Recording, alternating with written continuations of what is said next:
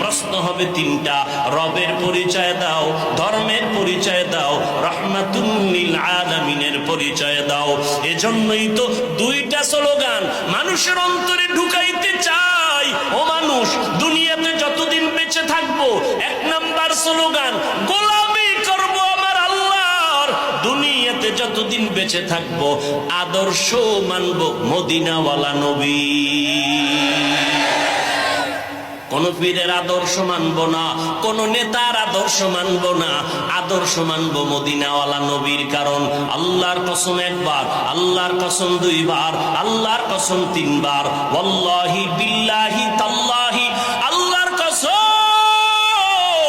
দুনিয়াতে যত মানুষের আদর্শ দেখো, আল্লাহর কসম সব আদর্শগুলো নাপাক,